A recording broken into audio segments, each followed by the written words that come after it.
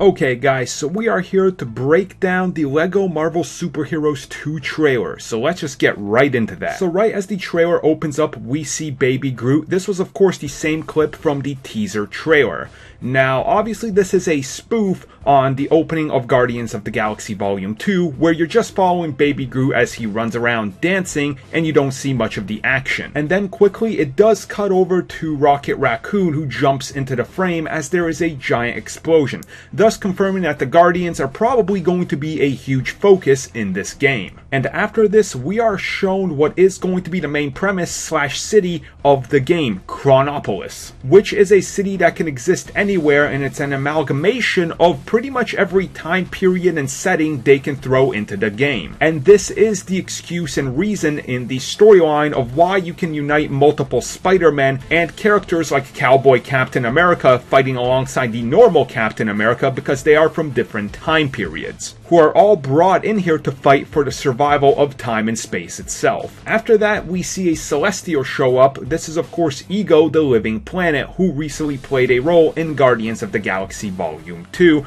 and by the look of this trailer, Celestials are going to have a bigger part in it. After Ego is gone, we transition to a scene where we see Spider-Man 2099 swinging into frame, and another Spider-Man behind him who you can't quite make out who it is, although he is wearing a black suit.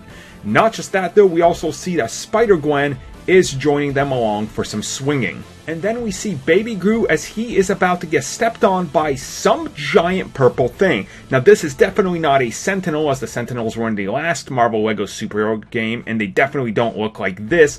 I'm guessing this is either going to be Galactus or one of the Celestials. And we see that he is rescued by none other than Star-Lord, who is of course using his movie look more so than the comic look, as most of these games tend to do that. And he actually ends up tossing Groot, who transforms into full-size Groot, so this looks like it's probably going to be a Hulk-like ability where you hold the triangle or Y button and he transforms into a full-size version. Then we get our first look at the classic Captain America, who we know is one of many Captain Americas you will be able to play in this game, and that transitions over to show us Gladiator Hulk, who is of course going to be making his big screen show up right before this game actually hits store shelves in Thor Ragnarok, so there's some of that synergy going on here. And we also get to see Giant Man, who is more or less wearing the exact outfit you see in Captain America Civil War. After that, we see Mysterio and Drax fighting, and a bunch of mummies coming up upon them. And if you look over to the right, you also see the Black Panther, and they are in ancient Egypt. This is of course the home of Kang the Conqueror, who is the villain of the game.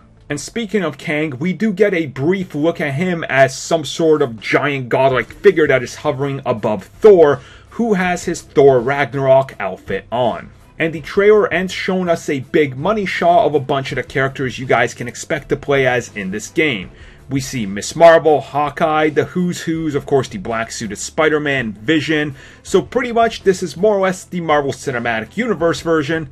And then it also includes a few comic book notable people like Ms. Marvel and of course Spider-Gwen. So stay tuned guys, as we will keep talking about LEGO Marvel superheroes here on the CBC, and if you guys want specific videos, let me know which ones you would like to see in the comments below.